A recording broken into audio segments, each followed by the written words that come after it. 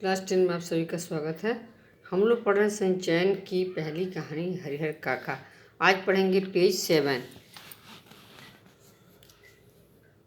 रात में हरिहर काका को भोग लगाने के लिए जो मिष्ठान और व्यंजन मिले वैसे उन्होंने कभी नहीं खाए थे। घी टपकते मालपुए, रसबुनिया, लड्डू, छेने की तरकारी, दही, खीर।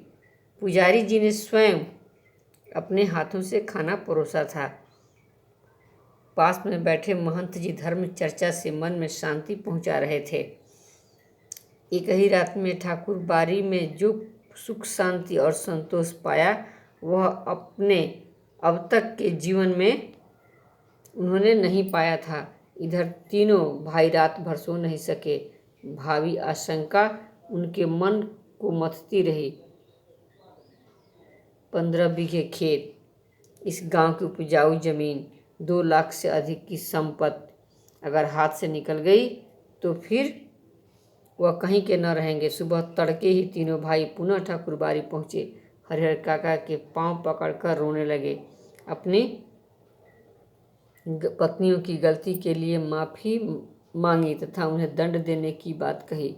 साथ ही खून के रिश्ते की माया फैलाई। हरिहर काका का दिल पसीज गया। वह पुनः वापस घर लौट आए।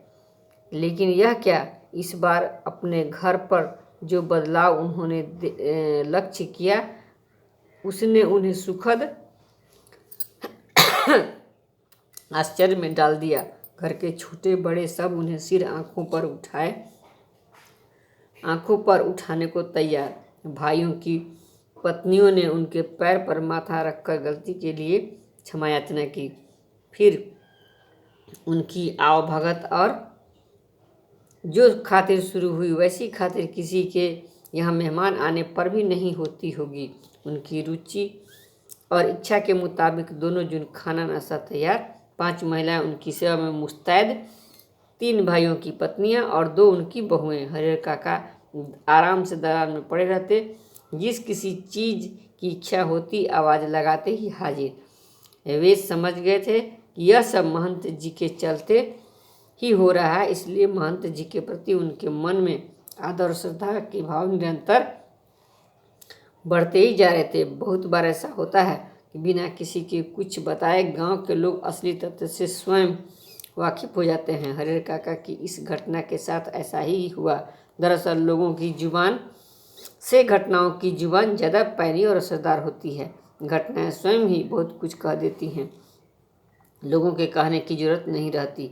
न तो गांव के लोगों से महंत जी ने ही कुछ कहा था और न हरिहर काका के भाइयों ने ही। इसके बावजूद गांव के लोग सच्चाई से अवगत हो गए थे। फिर तो गांव की बैठकों में बातों का जो सिलसिला चल निकला उसका कहीं कोई अंत नहीं। हर जगह उन्हीं का प्रसंग शुरू। कुछ लोग कहते कि हरिहर को अपनी जमीन ठाकुरबाड़ी के नाम लिख देनी चाहिए, इससे उत्तम कुछ नहीं, इससे कीर्ति भी अचल बनी रहती है। इसके विपरीत कुछ लोगों की मान्यता यह थी कि भाई का परिवार तो अपना ही होता है, अपनी जायदाद उन्हें न देना, उनके साथ अन्याय करना होगा, खून के रिश्ते के बीच दीवार बनानी होगी।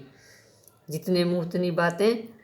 ऐसा ज़बरदस्त मसला पहले कभी नहीं मिला था, इसीलिए लोग मौन होना नहीं चाहते थे। अपने अपने तरीके से समाधान ढूंढ रहे थे और प्रतीक्षा कर रहे थे कि कुछ घटित हो।